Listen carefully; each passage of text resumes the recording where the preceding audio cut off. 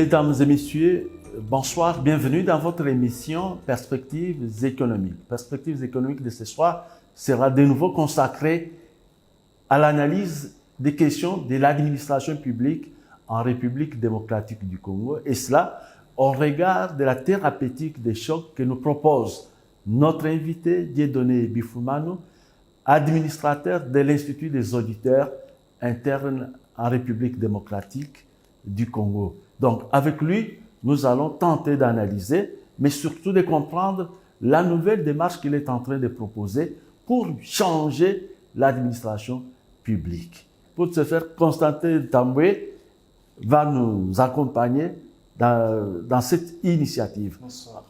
Bonsoir, Constantin. Encore une fois, Dieudonné Bifumano, vous êtes devant des journalistes pour de nouveau vulgariser, surtout nous éclairer sur ce que vous présentez aujourd'hui comme la thérapeutique des chocs pour l'administration publique en République démocratique du Congo. Première question, c'est quoi le problème? Oui, comme nous l'avons dit la fois passée, ici, non pas que c'est une thérapie inventée, nouvellement inventée, et que nous mettons à la disposition des consommateurs. Non, nous ne sommes pas à ce niveau-là. C'est une démarche qui existe depuis plusieurs années, utilisée par les autres services, administrations, comme les grandes entreprises, et qui a donné de bons résultats.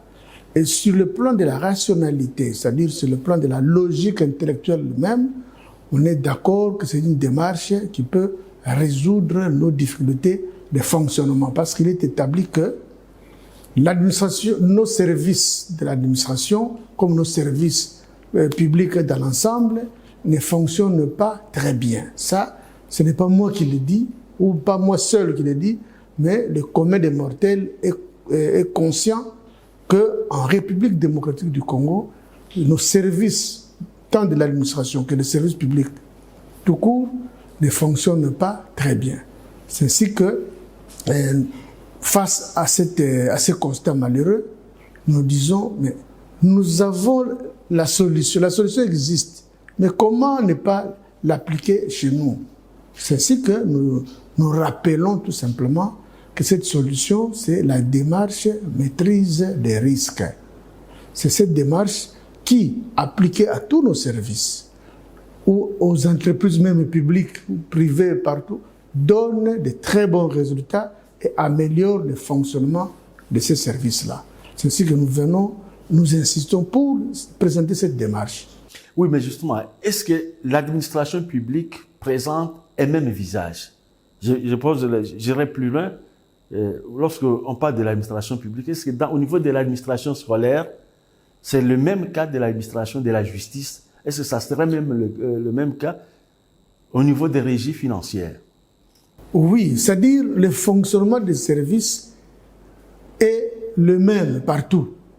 Qu'on soit, dans les principes de fonctionner, c'est le même. Que vous soyez dans un secteur privé, que vous soyez dans l'administration, mais dans les services publics, mais qui présentent plusieurs visages, la notion de fonctionner est la même, ou la démarche est la même. Parce qu'il y aura des différences. Mais les différences ne se feront pas sentir du point de vue démarche, parce que la démarche est exactement la même. C'est-à-dire, vous devez d'abord faire un état des lieux, que vous soyez dans le privé ou dans le public ou dans n'importe quel secteur, vous devez faire un état des lieux. Là, c'est impératif. Et personne ne peut dire le contraire. Quand vous avez fait l'état des lieux, vous qui connaissez votre administration, c'est à vous de dire, voilà l'état des lieux que nous avons constaté, avec sincérité. Parce que l'état des lieux qui est fait avec sincérité vous donne la photocopie de votre service. Vous n'inventez rien. Ce que vous vivez, c'est ce que vous allez dire, avec sincérité, courage. Maintenant, quand vous avez fait cette première étape, qui est commune à tout le monde, comme à tous les services aussi, donc, il y a identité. De ce côté, parce qu'ici, état des lieux, partout, état des lieux. Maintenant, là où il y a le début de la différence avec l'ancien système, qui nous maintient dans notre misère, dans notre pauvreté, La deuxième étape, maintenant, on parle de la définition des objectifs. Alors que dans la vieille étape, dans la vieille démarche que je condamne toujours, on posait la question, quelles sont les causes? Mais ici, on vous dit, on ne s'occupe pas des causes. On dit d'abord, maintenant, qu'est-ce que vous voulez? Vous avez, au niveau de CECOPE ou de l'enseignement primaire, on ne maîtrise pas l'effectif des enseignants. Beaucoup d'effectifs. Beaucoup d'effectifs. Donc, le fonctionnement est déficitaire. Vous allez au niveau de l'armée, ils ont les mêmes problèmes d'effectifs. Vous allez au niveau peut-être des régies financières. Vous avez un manque à gagner des recettes dues au mauvais fonctionnement des services ou à l'insuffisance des fonctionnements des services. Donc, partout, vous avez des problèmes. Maintenant, au lieu de poser la question, quelles sont les causes? Parce que vous ne saurez pas donner toutes les causes. Mais ici, on pose la question, quels sont vos objectifs? Vous voulez quoi? Ah non, nous voulons, dans l'hôpital, que nous puissions bien soigner nos malades. L'état des lieux, vous constatez que l'hôpital ne soigne pas très bien. Il y a des médecins de temps en temps en grève. Pourquoi ils sont en grève? Parce que pour telle raison ou telle raison. On parle manque de matériel. Manque de matériel, manque de médicaments. OK. Maintenant, qu'est-ce que vous voulez? Vous devez être capable de répondre à la question, qu'est-ce que vous voulez? Sinon, vous n'êtes pas à votre place. Maintenant, quand vous dites que nous voulons, dans un hôpital, commencer à bien soigner les malades. Nous devons avoir un équipement pimpant. Nous devons avoir des médecins bien qualifiés. Ça, c'est vous qui dites, qui exprimez votre besoin, ce que vous voulez. Et c'est ça, sur le plan technique, qu'on appelle la définition des objectifs. Donc, voilà une deuxième étape. Vous êtes capable de dire ce que vous voulez. Mais ça a toujours existé. Lorsqu'on lit l'organigramme, les tests qui créent un service public, en fait, dans les fondamentaux, ça existe. Vous voulez connaître comment fonctionne la régie des eaux, mais il y a une ordonnance qui crée le fonctionnement. Justement, raison pour laquelle, vous voyez maintenant la démarche, hein? Les textes existent. Mais ici, et à partir de ces textes qui existent de la régie des eaux, quand vous allez faire votre état des lieux, vous allez dire quoi? Vous allez dire que non, la régie des eaux a été créée par l'ordonnance numéro tel. Les textes créés à la régie des eaux existent. Mais maintenant, nous voulons aller dans les fonctionnements. Mais pourquoi ça ne fonctionne pas bien? Les textes existent, mais pourquoi ça ne fonctionne pas bien? Maintenant, c'est là où on commence la réflexion. Les textes existent. Si les textes n'existaient pas, on peut dire non, ça fonctionne mal parce qu'il n'y a pas de texte. Mais les textes existent, mais ça ne fonctionne pas bien. Ça veut dire qu'il y a autre chose. Et puis, maintenant, qu'est-ce qui prouve que ça ne fonctionne pas bien? C'est ça l'état des lieux. Vous devez prouver qu'effectivement ça ne fonctionne pas bien. Que non, il y a des retards de paiement. Il y a ceci. Tout ça, c'est l'état des lieux. Maintenant, quand vous avez fait cet état des lieux, vous pouvez découvrir plusieurs anomalies d'une façon concrète. Maintenant, vous dites, qu'est-ce que nous devons faire? Qu'est-ce que nous voulons maintenant? Non, globalement, nous voulons que ça fonctionne très bien. Mais d'une façon spécifique, ça veut dire quoi? Que non, que nous ayons une comptabilité qui doit bien faire son travail, que nous ayons des recettes qui peuvent nous aider à faire aussi bien notre travail. Donc, nous voulons avoir beaucoup de recettes pour que nous puissions répondre aux besoins des consommateurs. Ça, c'est un besoin. Il peut y avoir plusieurs besoins que nous allons faire venir de nouveaux tuyaux, nous allons faire ceci ou ça. Et on peut lister beaucoup de besoins. Mais à vous suivre, excusez-moi, apparemment la maîtrise des risques, c'est une réponse au bon fonctionnement des services. Mais le mauvais fonctionnement constaté avant relève notamment des manques de certains, peut-être besoins aussi, certains moyens, donc je dirais, importants à ce fonctionnement. Est-ce que la maîtrise des risques peut-elle aussi devenir la réponse aux moyens qui manquent au bon fonctionnement? Justement, mais nous sommes dans cette démarche. C'est un moyen. Là, c'est indubitable. La maîtrise des risques, c'est pour le moment, au XXIe siècle, c'est le moyen le plus sûr pour nous aider à améliorer le fonctionnement. au 21e siècle. Oui, moyens pour améliorer le fonctionnement, mais moyens maintenant pour financer le fonctionnement, là, c'est encore là, c'est une autre étape. paire de manches. Là, c'est une autre étape. Okay. Raison pour laquelle la démarche là est très intéressante à comprendre. Vous voyez, on a première étape, état des lieux. Deuxième étape, on pose la question, ce que vous voulez. Maintenant, quand vous avez bien répondu à la deuxième question, qu'est-ce que vous voulez? Que nous voulons qu'il y ait beaucoup de recettes. Maintenant, la troisième question, on ne va pas vous poser la question, quelles sont les causes pour lesquelles vous n'avez pas de recettes? Non. La question qu'on va vous poser, vous voulez beaucoup de recettes, mais qu'est-ce qui vous empêche d'avoir beaucoup de recettes? Qu'est-ce qui vous empêche? C'est-à-dire, en termes techniques, on dira, quels sont les événements qui vous empêchent d'atteindre les résultats? Et les événements négatifs qui vous empêchent d'atteindre les résultats, c'est ce qu'on appelle les risques. Mais quand ce sont des événements positifs que vous rencontrez, qui peuvent vous aider à atteindre les résultats, là, ce sont des opportunités. Voilà. Donc, on est dans le processus de planification. Maintenant, ici, nous entrons justement dans ce processus. Parce que vous savez ce que vous voulez. Maintenant, à une question précise, nous voulons augmenter les recettes de notre entreprise. Maintenant, on vous pose la question, mais qu'est-ce qui vous empêche d'avoir beaucoup de recettes? Vous voyez que cette question exige aussi une réponse. Mais quelle réponse? Pas une réponse intuitive ou, je ne sais pas, une réponse que je dirais superficielle. C'est une réponse réfléchie, je comprends. Maintenant, c'est là où on approfondit maintenant la réflexion. La première grande réflexion, l'état des lieux, on a dit la vérité, on a présenté la chose. La définition des objectifs, la réflexion commence. Parce que vous devez être capable de dire avec exactitude, avec précision, ce que vous voulez. Maintenant, la troisième étape, où on vous dit, qu'est-ce qui vous empêche d'atteindre les résultats? C'est là où intervient ce que beaucoup de personnes connaissent, la cartographie des risques. Donc vous devez dire, pour atteindre ces résultats, pour que nous ayons beaucoup de recettes, nous devons avoir un personnel approprié. Ou l'insuffisance du personnel approprié peut nous empêcher d'atteindre les résultats. C'est le premier risque, personnel incompétent, non formé. Et puis deux, le nombre, on doit envoyer des gens partout. Le fait d'avoir un nombre inférieur peut nous empêcher d'atteindre les résultats. Donc nous avons déjà deux risques à gérer. Donc, premier risque, personnel moins formé. Deuxième risque, personnel insuffisant.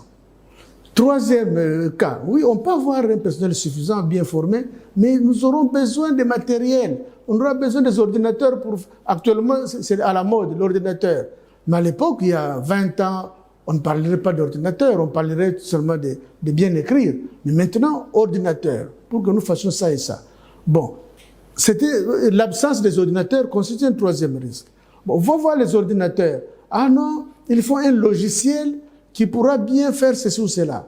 Donc, l'absence de logiciel constitue aussi un risque. Donc, vous identifiez tous ces risques éventuels. Même le bureau est en ville. Mais pour atteindre la ville, nos travailleurs habitent vers Maloueka ou vers Mitendi, c'est très loin. Il y a des embouteillages qui peuvent empêcher que nos travailleurs n'arrivent à temps. C'est un risque aussi que vous identifiez. Vous pouvez identifier même une cinquantaine de risques. Même 50, même plus. À une seule question, à un besoin, comment satisfaire, disons, avoir beaucoup de recettes. Mais voilà des questions que vous vous posez. Maintenant, à ces questions, les questions ne doivent pas être... Vous avez identifié 50 risques. Mais il n'est pas dit que vous devez résoudre tous les 50 risques. Mais au moins, ça va vous amener à engager des efforts supplémentaires parce que nous parlons d'une administration qui a déjà des problèmes et engager des études à ce niveau-là, ça vous appellera à encore augmenter en termes de moyens pour aller atteindre ces objectifs. Et là, maintenant, je comprends aussi que la maîtrise des risques vient en plus ajouter des dépenses à des services qui sont déjà pauvres et peut-être même... Non, on ne parle pas encore des dépenses. Jusque-là, c'est la réflexion. Ce n'est pas encore, on a combien en caisse, non. Ici, c'est la réflexion. Mais parce qu'on va aboutir à ça Or, aussi. la réflexion, justement, là, pour résoudre tout problème, on arrivera au niveau des moyens. Mais la réflexion d'abord, maintenant vous avez identifié les risques. Vous avez identifié 50 risques, par exemple. Maintenant, vous pouvez vous dire, nous devons prioriser ces risques-là. Quels sont les risques majeurs, moyens et faibles? Vous devez faire cette évaluation. Quand vous dites, bon, un manque de personnel, est-ce un risque majeur? Le manque d'ordinateurs, est-ce un risque majeur? Bon, si on disait, manque par exemple de fleurs dans les environs parce qu'il faut rafraîchir tout ça, il faut planter des fleurs. Si c'est un risque, l'absence de fleurs ou des arbres peut empêcher, si c'est un besoin, si c'est un risque, est-ce que c'est un risque majeur? Donc vous allez, tout ce que vous avez identifié, vous les avez cités, maintenant vous les évaluez. Comme ça, sur les 50 risques, peut-être il n'y a que 5 risques majeurs qu'il faut à tout prix résoudre, comme des préalables pratiquement.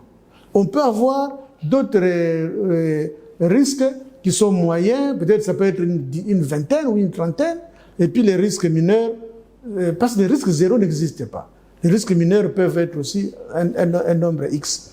Alors maintenant, vous savez que avant de résoudre les problèmes des recettes, nous devons préalablement résoudre tel problème, le personnel, du côté formation comme du côté nombre.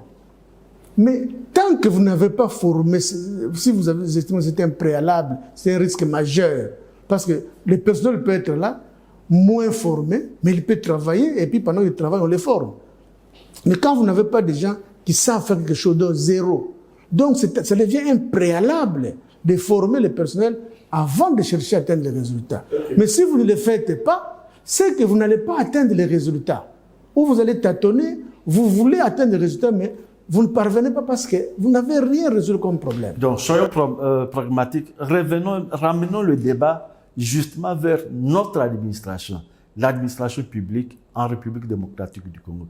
Quel est le regard que vous en faites au regard justement de la démarche de la maîtrise des risques? Mais c'est la même chose. Nous avons une administration qui ne fonctionne pas très bien. Nos services publics ne fonctionnent pas très bien. Ça, c'est le constat général. Nous évoluons pratiquement... c'est comme si nous étions encore à l'époque coloniale. Pourquoi je dis que ça fonctionne mal, ça ne fonctionne pas très bien? Parce que, entre autres, je dis bien entre autres, les services de contrôle ont été affaiblis par la politisation à outrance de nos services. Mais aujourd'hui, nos services de contrôle. Justement, aujourd'hui, nous assistons par exemple à l'émergence de l'IGF. On en parle un peu partout. Est-ce suffisant comme démarche ou il faut encore améliorer? Pas seulement l'IGF, il y a la Cour des comptes qui venait d'être réactivée. Justement, c'est-à-dire la Cour des comptes, IGF, ils font bien leur travail. Je préfère parler de l'IGF que je connais mieux plutôt que la Cour des comptes. Okay. L'IGF fait très bien son travail. Mais quel travail elle fait? C'est l'inspection. Quand on doit analyser l'IGF par rapport à l'inspection, impeccable. C'est-à-dire faire la police, voir est-ce que les principes qui avaient été édités depuis longtemps, est-ce que les gens travaillent en fonction de ces principes? Là, ils font très bien leur travail. Même si la faiblesse qu'on constate qu'eux-mêmes d'ailleurs soulèvent souvent, c'est l'applicabilité des sanctions proposées par eux. Ça dépend de la justice. Justement, donc ça affaiblit maintenant l'action de l'IGF sans le savoir. Ce n'est pas eux qui sont à la base de cette faiblesse. Mais eux font bien leur travail, ils font les rapports, mais maintenant c'est ceux qui doivent appliquer qui devaient agir. Malheureusement, de ce côté-là, il y a faiblesse. Or, quand vous ne parvenez pas à appliquer la sanction, nous entrons dans l'impunité et conséquence, la sanction, le service de contrôle ne fait plus peur. C'est ça la situation dans laquelle nous vivons dans notre pays. Les services de contrôle n'inspirent plus la peur comme avant. Parce que quand vous savez que tel va contrôler, je serai sanctionné, les gens travaillent directement. Mais maintenant, cette peur a disparu et est en train de disparaître. De sorte que, même si c'est l'IGF qui a fait le travail, ils ont incriminé, ils ont établi les responsabilités à l'encontre de tels, mais là, ils font les propositions de sanctions, mais malheureusement, ces propositions ne sont pas exécutées. Mais ça nous renvoie à un autre corps de métier, justement la justice, qui est censée dire le droit. Or, les cours et tribunaux bénéficient de leur propre indépendance dans la manière de dire le droit. Comment leur appliquer la maîtrise des risques? Justement, et aussi là-bas, c'est la même chose. C'est-à-dire le fait que l'applicabilité des mesures judiciaires est faible, ça prouve qu'il y a un problème. C'est un risque que les magistrats n'appliquent pas correctement les droits. C'est un risque. Maintenant, comment est-ce un risque majeur? On dirait que c'est majeur parce que la justice existe pour ça. Maintenant qu'on constate que ce n'est pas bien appliqué, mais automatiquement, on doit chercher des solutions, identifier d'abord les risques. Peut-être c'est un problème de salaire, peut-être un problème de la retraite n'est pas bien assurée. Donc, tous ces risques-là doivent être identifiés et puis évalués afin de chercher les solutions. Parce que tout ça entre dans quelle logique? Dans la logique d'être maintenant capable de dire, nous avons défini tel objectif, voilà les risques qui peuvent empêcher le service d'atteindre les objectifs en question, et on corrige maintenant ces risques-là, et on s'assure, on se donne une assurance raisonnable que nous allons atteindre l'objectif. Alors moi, ma question, vous avez cité ici l'IGF et notamment le fait que l'administration est inféodée par la politique. Or, l'IGF relève directement d'une institution politique, la présidence de la République, qui n'est pas une administration traditionnelle telle que nous les connaissons. Alors, comment faire de sorte que les administrations des services publics traditionnels parviennent à assurer ce qu'on peut appeler l'autocontrôle, ou sinon parvenir à se censurer sans pour autant, indépendamment plutôt de l'influence ou sinon des actions de l'IGF? Non, l'indépendance ne pose pas de problème à ce niveau. C'est-à-dire le fonctionnement, tout service doit fonctionner. Et comme tout service doit fonctionner, eh bien, sur base de quoi? Sur base des textes créant ces services. Quand vous avez créé ce service, le service doit faire ceci ou cela, mais il doit bien fonctionner pour atteindre l'objectif pour lequel on a créé ce service. Maintenant, l'IGF en tant que service créé suit la même logique. L'IGF a été créé, il y a des textes qui créent l'IGF, et pour faire fonctionner l'IGF, on doit aussi suivre une certaine démarche, en interne d'abord. L'IGF, est-ce que vos textes sont bien clairs? Le contrôle interne à l'IGF, est-ce qu'il fonctionne? Très bien. C'est-à-dire, est-ce que vous avez défini vos objectifs? Est-ce que vous avez fait l'état des lieux? Vous avez défini vos objectifs? Est-ce que vous avez fait la cartographie des risques de tous vos services? Est-ce que vous avez fait le traitement de ces risques-là? Et enfin, maintenant, vous proposez un plan d'action correct en disant, face à mon état des lieux, à mes besoins, et à mes objectifs, à la cartographie des risques, à la façon de gérer ces risques-là, voici le plan d'action que nous devons avoir. Ça, c'est en interne comme service. Oui, mais ma question, c'est par rapport à ce qui se dit parfois de l'IGF, qu'il serait à la solde peut-être de certaines pressions politiques. Mais comment alors les services publics pourraient se doter des organes de contrôle sans pour autant attendre seulement l'impulsion ou sinon une sorte de pression qui viendrait de l'IGF? C'est-à-dire, l'IGF a ses attributions. Ces attributions, c'est l'inspection. Ce que j'ai décrit pour l'IGF en interne, c'est ça la maîtrise des risques. C'est-à-dire développer au sein de l'IGF le contrôle interne, qui partirait de quoi? De l'état des lieux, la définition des objectifs, la cartographie des risques, le traitement des risques et puis un plan. Là, c'est pour avoir un contrôle interne comme IGF comme service. Maintenant, son service se charge de contrôler les autres services. Maintenant, c'est ce qu'elle fait. Quand je dis qu'elle fait bien son travail, parce qu'elle contrôle les autres services. Elle relève des manquements. Donc, l'IGF se limite à relever les manquements et faire des propositions de sanctions acquis de droit. Mais ce qui fragilise maintenant son action, c'est la dimension politique. Parce que politiquement, ce n'est pas à elle d'aller rappeler au chef, « Chef, moi j'ai fait ces rapports, mais quelle est la suite ?» Non. L'IGF a fait son travail, on vous donne les résultats, les rapports, et puis elle est dessaisie du reste.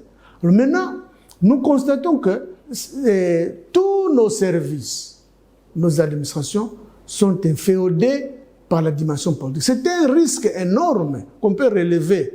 Quand on fait la cartographie des risques, on se dit, pour atteindre cet objectif, il y a l'interférence politique qui est un risque.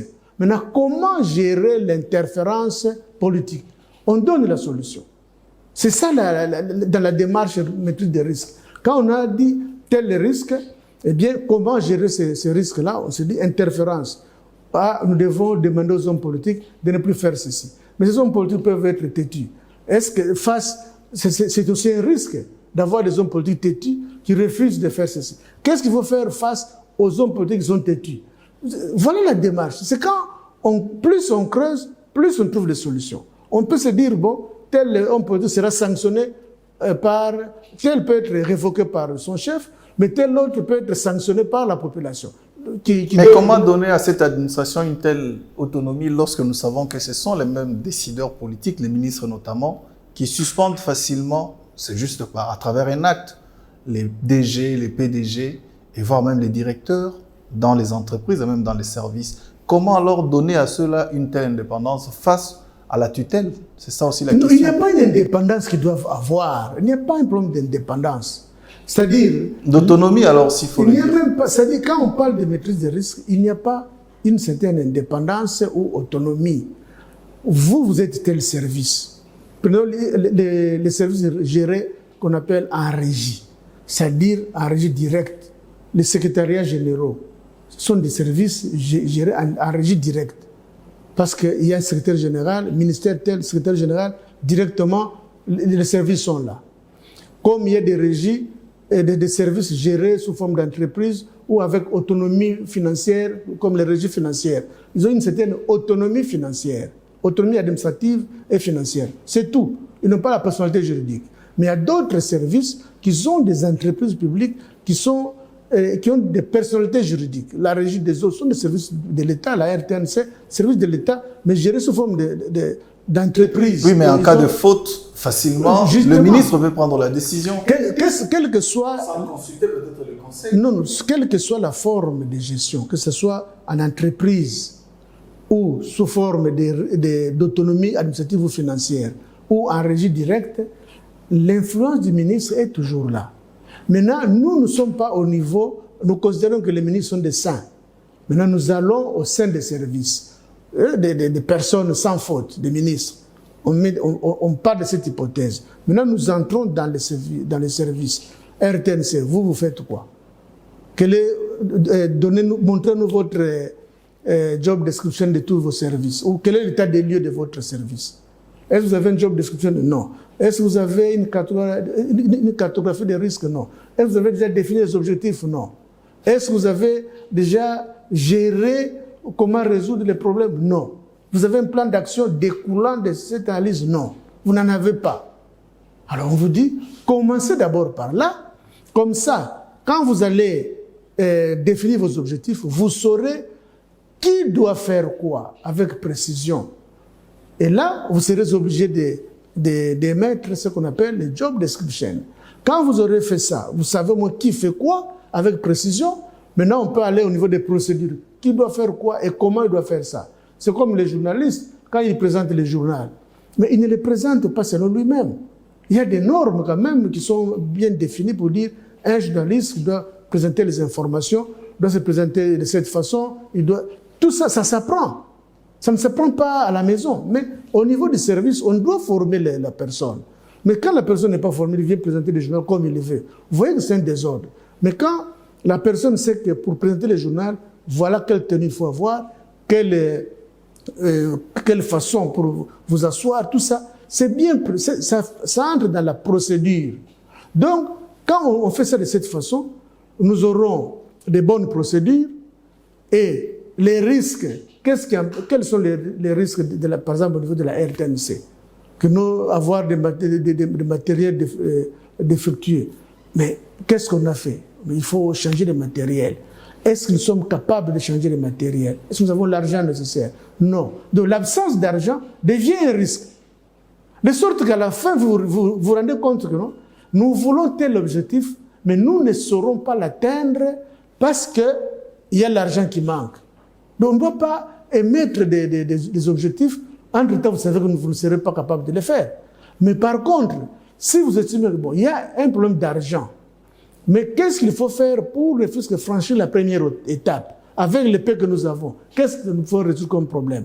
La réflexion va vous aider à résoudre tous ces aspects. Alors, je voudrais poser une autre question. C'est par exemple, je suivis le Premier ministre, le vice-premier ministre, ministre de la fonction publique, mais aussi les syndicats des fonctionnaires au terme des travaux de la commission paritaire. Tous reconnaissent les faiblesses de notre administration, notamment la maîtrise des effectifs, la modicité des salaires des fonctionnaires, le manque des avantages sociaux contraignants. Tout ça, c'est des problèmes qui entachent aussi le bon fonctionnement des services, notamment l'administration publique. Si il vous avait été demandé de proposer des solutions à de tels maux, qu'est-ce que vous diriez, par exemple, à un chef du gouvernement?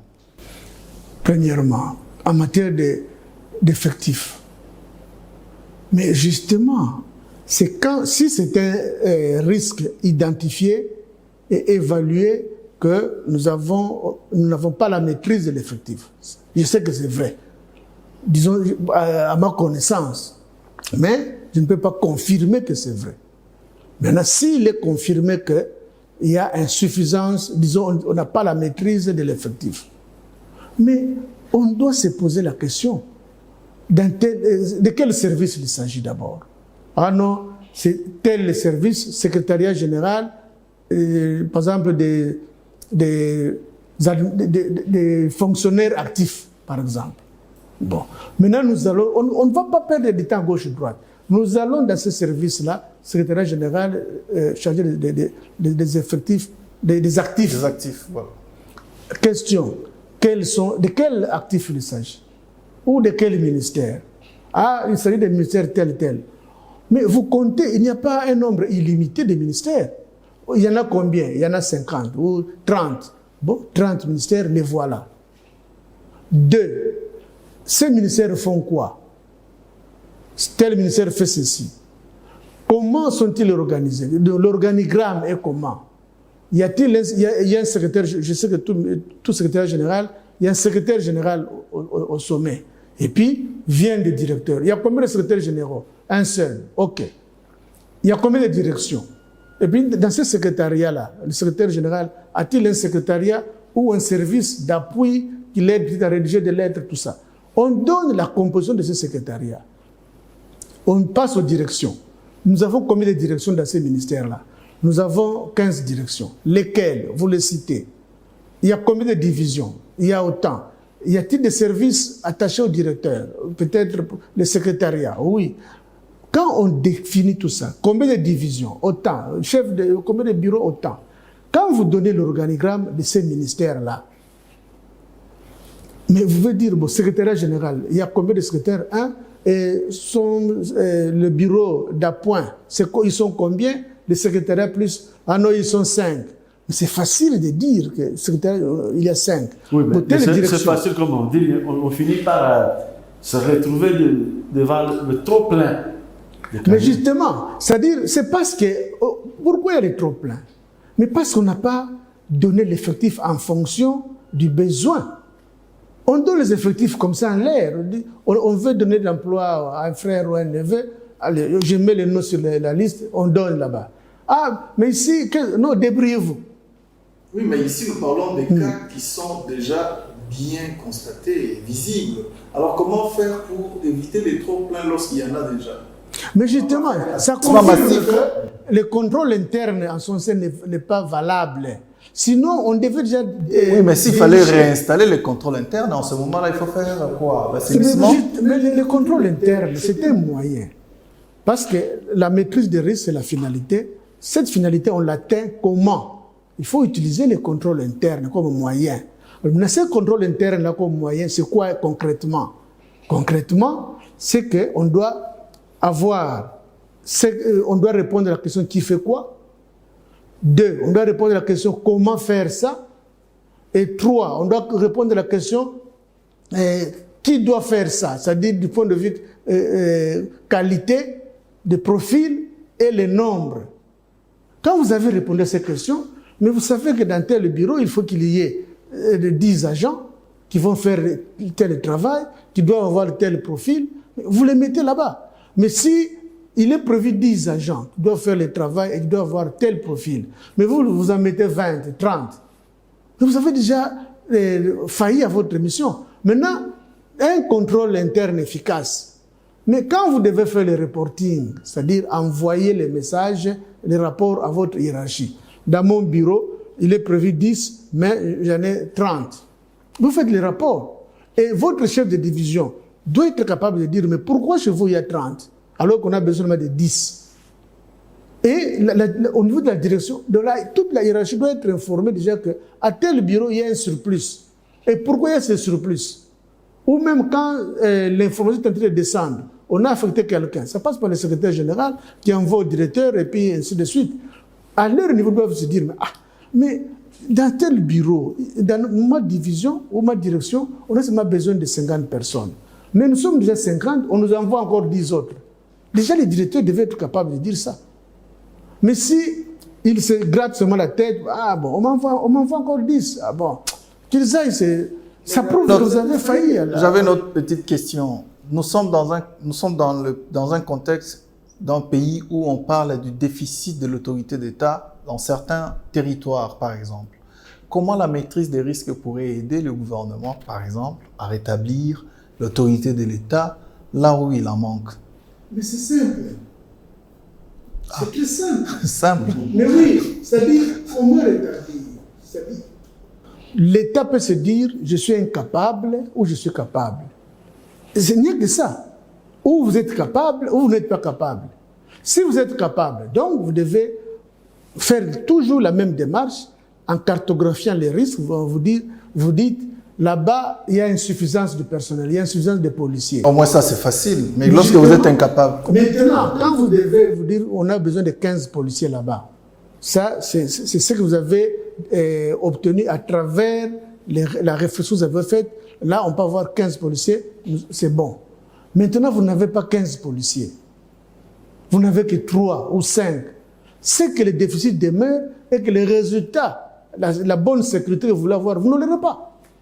Mais quand on a besoin de 15, maintenant vous allez faire quoi? Bon, comme on a besoin de 15, on n'a que 5, ou on recrute, ou on affecte. Ceux qui doivent être affectés, peut-être ils sont à gauche, on les affecte à droite, ou à gauche, eux ils se sont saturés, ou ils n'ont pas suffisamment de personnel, on recrute. Sans oublier que dans notre contexte aussi, une dernière question, Médard, c'est le fait que beaucoup de fonctionnaires veulent bien se concentrer dans les grands centres comme Kinshasa, malheureusement. Mais comment, avec la maîtrise des risques, aider l'État à envoyer les gens dans le coin où il n'y a, par exemple, pas de magistrats? Ce n'est pas ça la réflexion. La réflexion, c'est que quand vous avez identifié les risques, vous allez vous dire, si nous envoyons des gens, on envoie des gens dans tel coin, mais ils refusent, soit ils partent, ils font semblant de partir, ils reviennent. C'est un risque déjà qu'il faut gérer.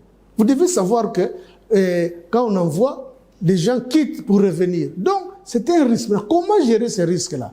Comment faire pour que les gens affectés puissent rester là-bas? C'est ça le problème. Maintenant, quand vous allez gérer ces risques-là, vous allez vous dire, bon, allons, donnons peut-être des avantages à ces gens-là. Il y a la prime de brousse qui existe, où nous allons donner cette prime de brousse, ou peut-être nous allons dire au chef de ne pas accepter une permutation tant que la personne n'a pas encore fait 2 ans ou 3 ans là-bas. Donc, c'est ça l'avantage de la maîtrise des risques, c'est que ça vous donne la solution avant même les actes. Donc, c'est ça vous prévenez déjà tout. Ok, Dieudonné Bifoumane, vous êtes un auditeur interne. Nous sommes au mois de septembre. La session parlementaire a déjà eu lieu.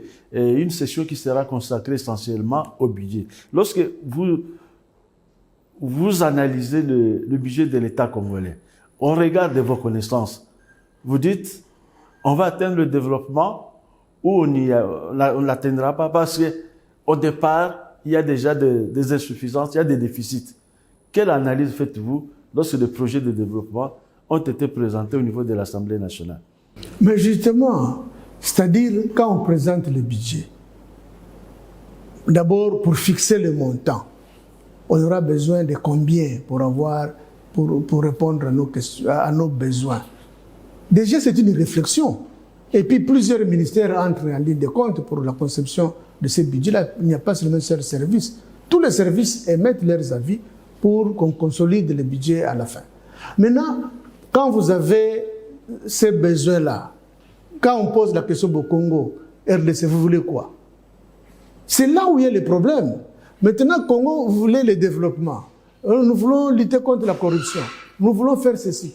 OK, c'est un besoin exprimé. Maintenant, vous avez besoin de construire un grand hôpital dans chaque province, par exemple. Ça va vous coûter combien? Oh, autant. Si c'est un besoin exprimé, ça va coûter autant. Êtes-vous capable d'avoir cet argent?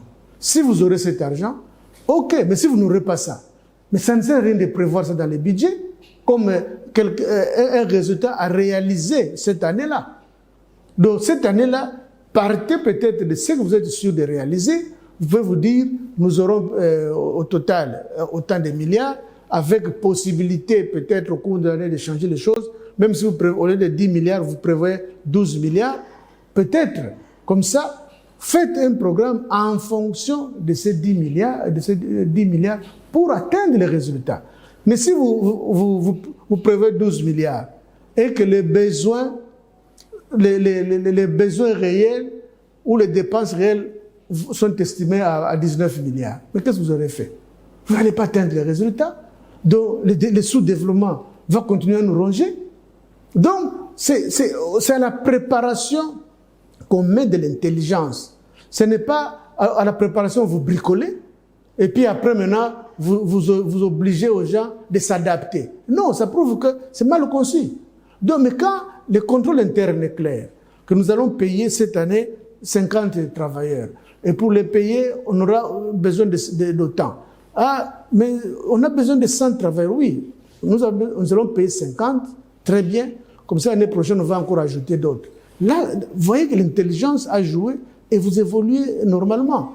Quand je parlais de l'IGF qui fait bien son travail, au niveau de l'inspection.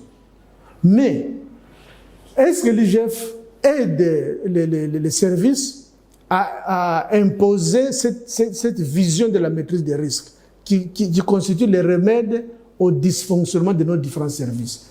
Là, jusque-là, pas encore. Est-ce que l'IGF fait de l'audit? Elle, c'est l'audit externe qu'elle doit faire. Mais cet audit externe, comme l'audit interne, c'est la même logique. Ce sont les mêmes normes internationales qui se différencient simplement au niveau que l'audit interne, c'est un service de l'intérieur. L'audit externe, c'est quelque chose de l'extérieur. Certainement, nous allons revenir autour de nouvelles problématiques qui s'ajoutent parce que le sujet devient de plus en plus intéressant. Et pour l'instant, nous sommes tenus de mettre un terme à cette émission. Le temps de remercier Constantin Tamboué de Biwad qui nous accompagnait, mais surtout notre expert Dieudonné Bifoumane qui est en train davantage d'affirmer ses connaissances autour de la maîtrise des risques, une notion certainement nouvelle, une démarche nouvelle qu'il est en train de proposer pour notre administration. Mais le temps, c'est le temps, nous sommes la télévision. Pour l'instant, nous mettons un terme à cette émission. Perspectives économiques, ça n'est fini pour ce soir.